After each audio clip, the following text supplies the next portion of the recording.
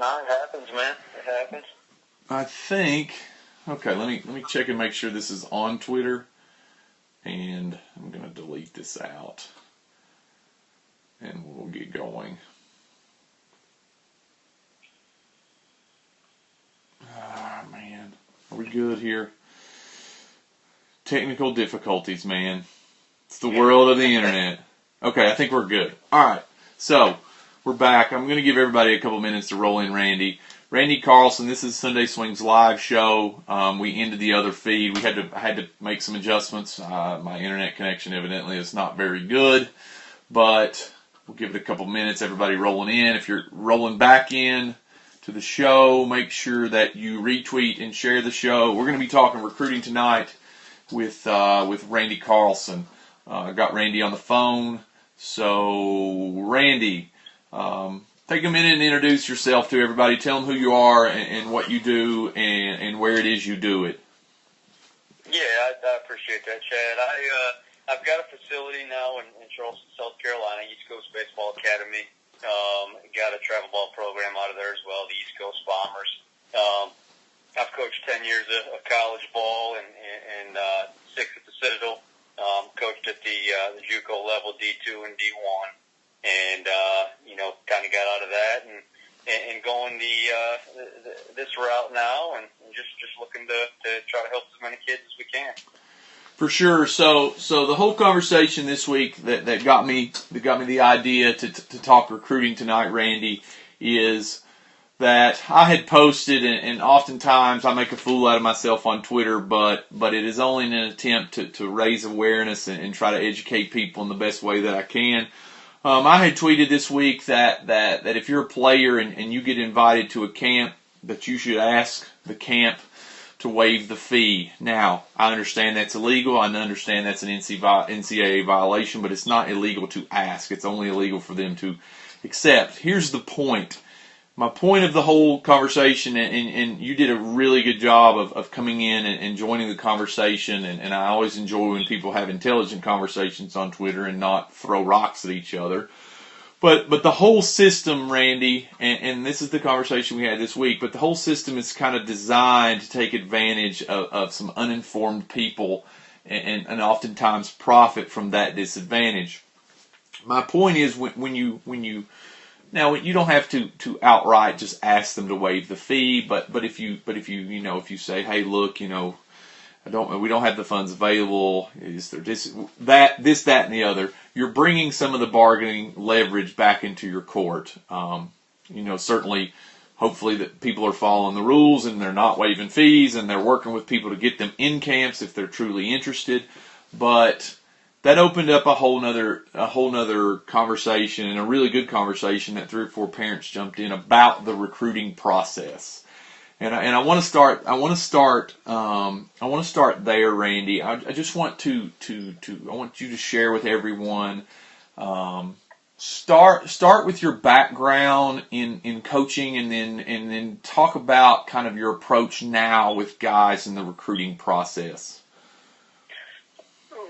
Right. Well, and obviously having recruited on a couple different levels, I've got a little idea how it works from both sides here, and now trying to help our guys, and not only our guys from a travel ball standpoint, but also just guys that that are around town and local and all that, and trying to help them from this side of the process. It's there's so many misconceptions out there and stuff that gets twisted around. And first thing is, a lot of times I think people, they get themselves, obviously, whether it's from going to another showcase or going to a certain tournament. A lot of times you end up on a camp database, quite honestly, and a lot of times guys are mistaking a camp invite for being recruited. And you're 100% correct as far as, some people can afford to go that route and some people cannot. And, and the big thing is just, I try to make sure with our guys, I always, whenever I first have the conversation with them, I tell them, I tell the parents, look, I'm going to assume that you're trying to be as efficient as possible with your money and you're trying to be as efficient as possible with your time. And obviously, you're not wanting to have your time and money wasted. And it's and I'm not doing such a good job of describing the process here, but sometimes it's just not. It's tough. It's not a clear-cut situation. From the camp standpoint, you mentioned, hey, a kid might not be able to afford to go to camp, and quite honestly, if a school is interested in you and you can't afford to go to camp, they are going to find a way to see you. As you mentioned, obviously they can't comp the camp. They can't give it to you free. They can't give you a discounted rate. That's against the NCAA rules. But they'll find a way. I think a lot of times they want to see, what they do like to see is that if you can go to camp, it does show your interest in them. It shows that you're legitimately interested in attending that school, and they like that. But again, there's so many factors that play into it from the beginning, and oftentimes the camp route, if a school's never seen you and you're just bouncing from camp to camp to camp to be seen, number one, you better make sure you're good enough, because that can get pretty expensive awfully quick, especially if you're a guy that's maybe a solid player, but maybe a small school guy, going to, a bunch of camps at the top 10 schools in the country maybe isn't the best way to go about the recruiting process. For sure, in my first note, Randy, is always, develop your measurables, and a lot of times you make the point of going to a camp that's at a top 10 school. And it's funny because people have a hard time with athletic ability, and I say, look, what you're asking to do is you're asking to go to Harvard on 1,000 SAT score. I mean, it's just not going to happen. Your measurable is not good enough to get you to that school. And measurables meaning, is your arm strength good enough? I mean, if you're a right-handed pitcher and you throw 75 miles an hour, you may want to spend some time in the weight room getting stronger in a throwing program, in a weighted ball program such as the driveline program or whatever it is that people want to use, improving your measurable skills, your exit velocity, your consistency of hitting the ball hard, your consistency of hitting the ball in the air. Those measurable tools and skills, Randy, are by and large going to be the indicator of what level you're going to play at. Are we on the right page there? 100%. And measurables goes two ways. It's obviously you're on the field stuff, but a lot of times the academic stuff too. And and I'll get guys a lot of times that'll list some schools that it's like, bud, your GPA and test scores, you got to cross your top 5 off. It's like you can't get into school there. So it's not only your 60 times and your velocities and it's the academic side too. And all of it has to be taken into consideration. For sure, and honestly, is players and parents and going through this process, you have to take an accurate and honest self-inventory of your game. I think oftentimes what players and parents, they're hearing what they want to hear, maybe from a camp invite, and not, reality of what they need to hear. And it's hard to hear, but I mean, the information's out there, Randy, for players and parents both alike to see. Look, you're 74 miles an hour is not good enough. It's not good enough. So I mean, not that can't play somewhere or get you in the door somewhere to continue your development, but at the top schools, you got to be honest with yourself and what level of play you should pursue, and I think that's often left off the list too. You got any feedback there? Yeah, there's two things that I think always make this whole process very difficult for parents. Number one is it's difficult for any parent to to view their kid from an honest baseball evaluation standpoint. I mean, that's just human nature. You're obviously going to see the best in your kid, and you're going to believe in your kid, and your kid needs that. Your kid needs you supporting them. You really got to find, as a family, you've really got to find somebody with the experience that knows and that you can trust, that's going to be honest with you. And so sometimes the honesty is not exactly what you want to hear, and sometimes it is. But you got to find somebody that's going to be honest with you. The second part of the equation that I found that I really, when I was on the college side, I didn't realize quite how, I knew this was out there, but I didn't realize quite how bad it was. But now being on this side, there's so much misleading information pumped out there. A lot of times it's, and I think sometimes it's, sometimes people hear what they want to hear. Sometimes they're just,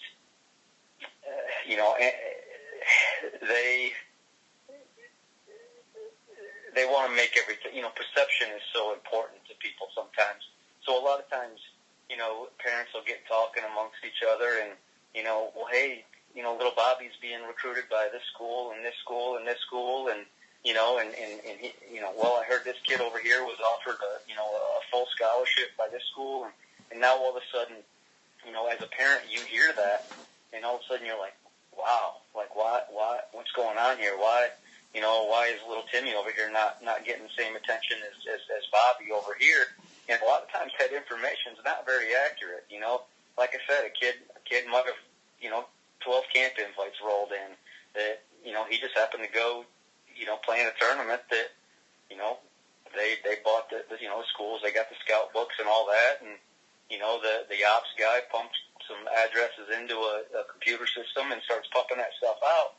Well, that's the parent that's hearing that stuff doesn't know that. All they hear is, man, why is our son's friends being recruited by this school and that school, and nobody's offered us yet. Nobody's asked us to come on a visit. Well, it's sometimes the stuff you're hearing is not exactly completely accurate. So, and a lot of times that's tough on the families because they start to panic. And also you see kids now that, you'll see kids that are freshmen in high school committing and sophomores, and there's good players that commit as freshmen. There's good players that commit as sophomores. There's good players that commit as juniors, and there's good players that commit as seniors. Not everybody's timeline is exactly the same, but a lot of times I think people panic. If they're not committed as a sophomore now, they're in their junior year thinking, well, what in the heck's going on? Well, sometimes it just takes a little longer for certain guys, and it doesn't mean one guy's a better player than another. It's just things have a way of having their own timing. For sure, and let's talk, Randy, just to brief. Let's spend some time maybe for the parent out there or the player out there, sophomore, freshman, and we talked about this a little bit on Twitter this week. Is if you're a sophomore, junior, and you aspire to play in college baseball, blindly shooting out video of your game or your showcase or whatever is not the best strategy. What I often tell people is, you have to develop the relationship first, and if you're really serious about this, then if you haven't reached out and introduced yourself to the schools that are within your proximity, 75 to 100 miles, and just introduced yourself as, hey, my name is Johnny, and I'm a junior at such and such high school. I'm interested in playing baseball at the next level, and would like to meet you and set up just a drop in with a coach to just to shake his hand and say hello and introduce yourself face to face. And I know you had some thoughts about the most valuable things that you teach in your program, and I wanted you to share those. Yeah. Absolutely. I mean, you're absolutely right. I mean, that stuff, coaches eat that stuff up, because, in this day and age, and it's been going on forever. You get, people that complain about the youth and this and that. And so when you get a kid that's got the guts to take the initiative to come to you and say, Coach, I'm interested in being a part of your program, and introduce yourself, and we, something that we make sure that we teach. First thing we do every year is we make sure our guys know how to properly shake a hand. Nice firm grip, look the coach in the eye, because that's something that honestly, it's really that's your first impression. When you meet somebody and you shake their hand, whether you like it or not, you're gonna the way they go about doing that, you're gonna form an opinion right there that's gonna make a difference in how somebody looks at you, and and that carries over whether it's baseball or a job interview one day, or whatever the case may be. That's something extremely valuable. But you're right. When a kid takes the initiative to approach a coach, show that he's not afraid to speak to him man to man, and let him know how interested he is in being a part of that program. That goes a long way, a very long way with the coaches.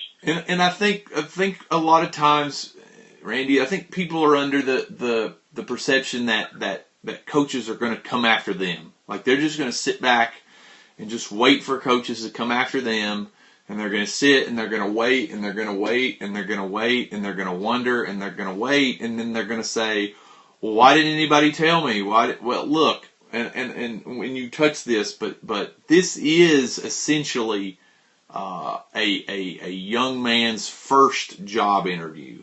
I mean, that's the process. You got to build relationships. You got to develop a resume. You got to show you have the skill to execute the job at the level you want to do it at, and then, you got to make a decision.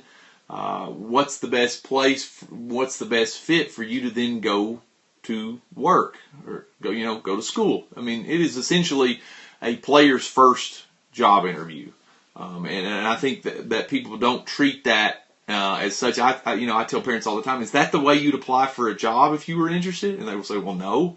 I said, well, do what you would do if you were applying for a job that you've applied for before, and apply it to this process, because it's very much the same process.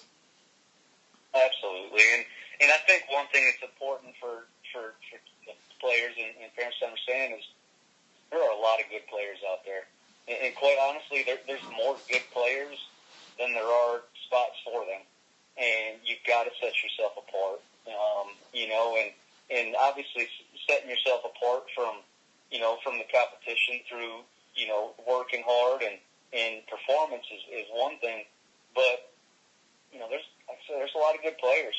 There's a lot of good players, and there's a lot of competition for college roster spots, and anything you can do that sets yourself apart. Being that guy that walks in and takes that initiative. Being the guy that's busting it on and off the field every day. Obviously, set yourself apart from an academic standpoint. I mean, any opportunity that you get to, get an edge up on the other guys that want what you want, you can't pass those opportunities up.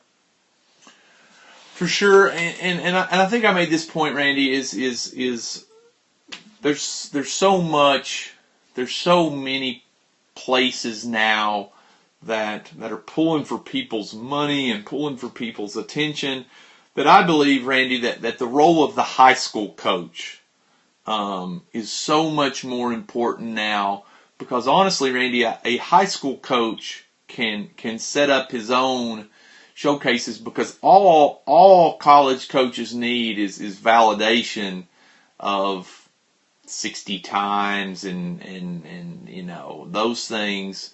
All they need is validation. If a coach has got a radar gun and a stopwatch and a video camera, he can do that for the kid that's playing in his program, and it doesn't cost the kid anything.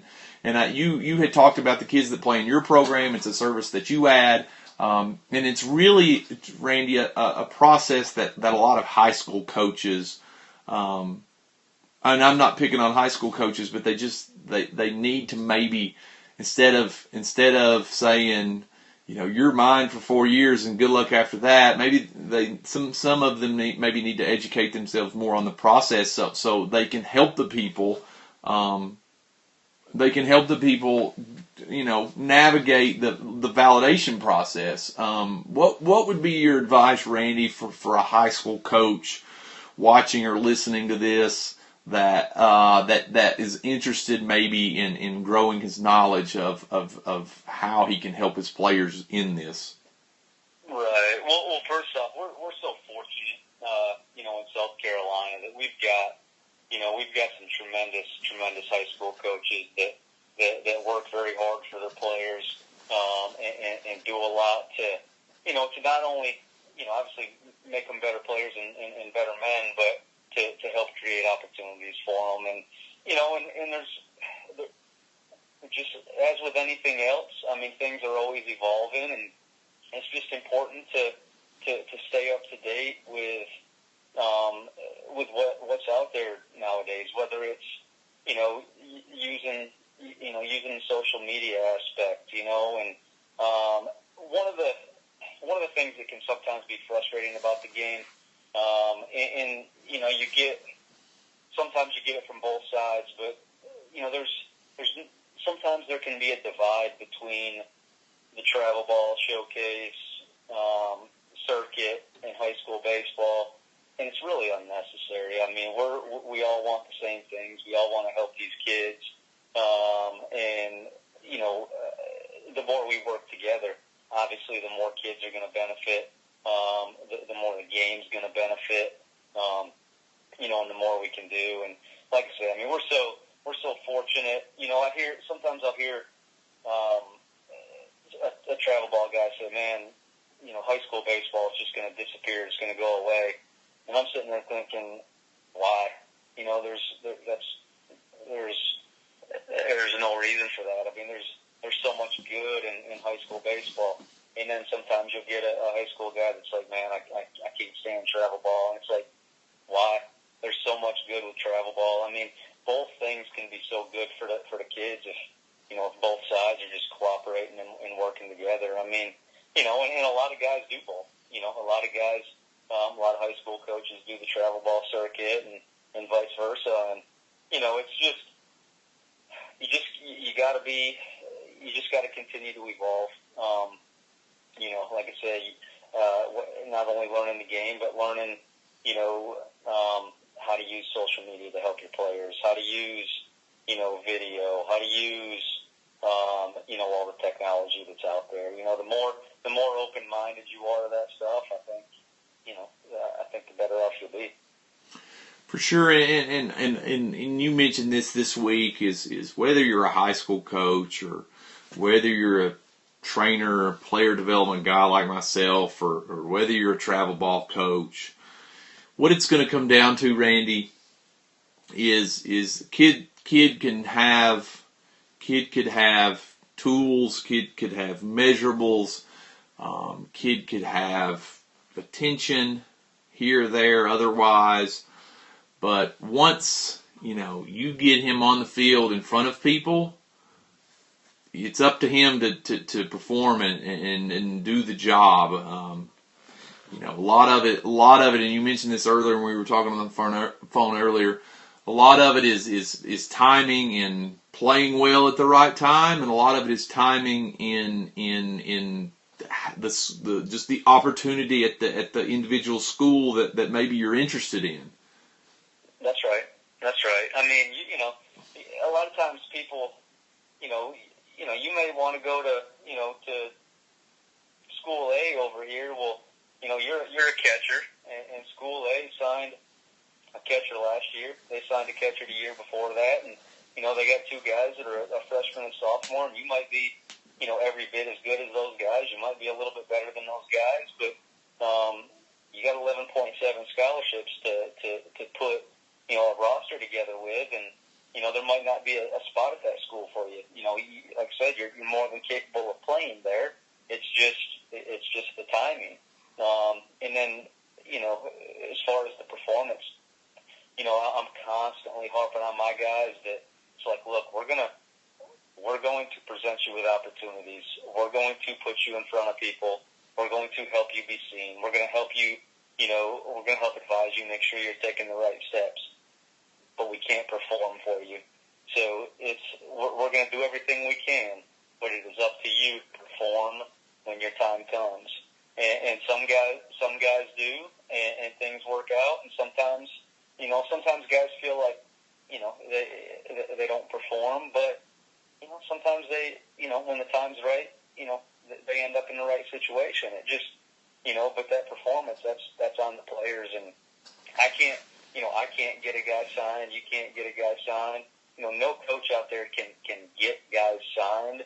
You can get guys seen. And then the players, they got to perform.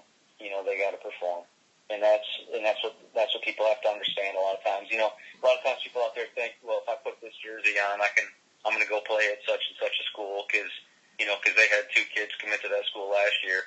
Or if I go, do this or do that, and it's like, that's not how it works. It's not how it works. If you're good enough, all right, hopefully you're going to get a good opportunity.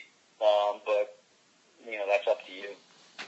And yeah, and I think that goes. I mean, that is the entire conversation. Is a lot of people. I think the frustration with people that I've dealt with in this process is they're not good enough to play at the level they think they should play at, and then they can't figure out why they're not getting attention that they think they deserve. And that all goes back to you've got to take honest inventory, and then you've got to. And when I tell people about let's start talking about college is you can't mark off a level because you think you're better than that level. Like you got to hit them all. You got to hit them all, and then you make the best decision you can make at the end of the day. And when I say hit them all, I mean you've got to reach out and develop relationships with all coaches at all levels of that you could be possibly interested in continuing your baseball career at. And I think the people's frustration is they're often, and I know you've seen this because you've been doing this longer than I have, is people's sights are just too high, and then they can't figure out why they don't have any attention at the place they think they deserve to be playing. And you've got to take honest inventory. Absolutely, and there's the other issue is that for the most part you're a kid in an area that's got a state that's got college baseball, and obviously it's bigger in some areas than others, and you're going to see the Division I games. You're going to sit down here. You're going to see the ACC and the SEC games for the most part, and if it's not that, it might be a Southern Conference or a Big South game. Well, people don't understand because they don't necessarily see it, and it's not on television to watch, and it's how good Division II is, how good junior college is.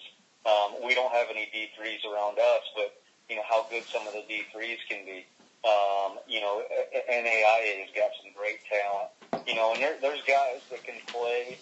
There's guys at Division III that are every bit as good as some of the Division I guys.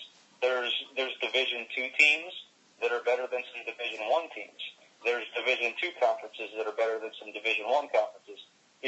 There's so much good baseball at all of the levels that a lot of times, kids go into the process and it's like, well, I mean, if I can't play in the ACC or the SEC, I don't, well, maybe I'll do a mid-major Division I, but man, I'm I'm not stooping down to Division II, and it's like Bubba, you don't realize how good those kids are. And fortunately, when I played Division II ball, and I took 4 of my guys last year to see a Division II game, just to because it's like you need to see it. You need to see it. And when we left, I said, well, what do you guys think? And all 4 guys looked at me and they were like, Coach, I couldn't believe how good those guys were. I had no idea. And it's like, that's what I'm trying to tell you guys. It's like there is so much good baseball that you can't go in and say, well, I'm above this or I'm above that. I mean, it's, there's Division II guys drafted every year, Division III guys drafted every year. Obviously, the junior college, Division I. I mean, there is so much good baseball. You can't just say, well, the only good baseball is played at the Division I level. That's just not the case. No, it's not. No, it's not. And so, if you have a desire to play college baseball and you have a work ethic and you have grades, even if your measurables are not 88 to 90 miles an hour, there's an opportunity for you to pursue an education and be a part of a baseball program. And who knows? Who knows when you're 21 years old what you could turn into. So even we talk a lot about guys that are 88, 90, and I'm all in every day on this. Is you don't know where your potential is. You have no idea how good you can be. We've just got to work today so that we're better than yesterday, and we're going to be better tomorrow. We've just got a process to continue that you can continue to improve. So if you're not there today, just keep trying to develop relationships with college coaches and keep going because I think, Randy, there is a place for most everyone with the desire to continue it if you will just be honest with yourself and then pursue relationships with coaches and that's number one. I said that this week. People said video this, you can't send them blind. I know, because you got to develop a relationship with these guys first. That's it. And then once you develop a relationship with them, they're going to want to see video. And now when you send it to them, they open it because they know who you are. You shook their hand. You looked them in the eye. They know who you are. It's not like they get a blind video in their inbox and they say delete, because a lot of coaches say that. Well, I just delete them. Well, you don't delete them with a kid that walks in your office and shakes your hand. That's right. So these coaches are busy. They're busy and they get inundated with a lot of emails. There's a lot. They've obviously already got a lot on their plate. So you're right. If they see a video that they've got no idea where it's coming from, there's a very good chance nobody ever watches it. But if they recognize that name and man, that kid came in the office, let me watch this real quick. They're going to take a look. For sure. And I think that Randy is really and quite frankly, be prepared for them to shoot them an email and ask them that you would like to stop by and you never hear back from them. That's fine too. I mean, if you send 20 emails and you don't hear back from 8 of them, fine. If you hear back from 5 of them, go meet them. It's not that you're going to send 20 emails introducing yourself and all 20 of them are going to say, yeah, stop by sometime. Some guys aren't going to respond, and that's fine. That's part of it too. They may come in later, but you got it. And here I'll tie it up with this, Randy, is and you can add anything you like with this is continue to develop your measurables. Take an honest inventory and develop relationships with coaches. That's the free advice of the day. If you'll do those things, then your recruiting process will go. It will go much smoother. You will have options, and that's really all. That's really all you should be after. That's right. It's just like everything else. The guy that takes the initiative is usually going to be presented with more opportunities than the guy that just sits back and waits for things to happen. And it is important for people to understand that the coaches do have rules. So if you call a coach or email a coach, if you're a young guy, they may not, they may not be able to get back to you. So sometimes a guy that's a freshman in high school, he sends a coach a very nice email and he gets no response. Well, I mean, that coach may have appreciated that email, but he can't respond. I mean, it's important that people realize that sometimes there's a reason they don't hear back, and it's okay that a few months down the road you send another correspondence. I mean, and obviously the timing of all this stuff obviously plays into it big time, but but it's just continue to take the initiative. Correct. Randy's in Charleston, and they're going to get some rain. They're going to get some wind. So I hope that you stay safe, my man. Continue to spread the good word on Twitter, and I'll be following you. And feel free to jump in and call me an idiot whenever you want, because I think I'll just throw things up in the air and spark good conversation. And if it helps 10 people, great. So I do appreciate you on Twitter this week, and I do appreciate you stopping by on the Sunday Swings live show. Randy, tell everybody once again who you are and where it is you coach and what it is you do again. Absolutely. Well, I coached at Lander University, and then I coached at the Citadel Division II school, and then obviously Division I Southern Conference. I now have East Coast Baseball Academy.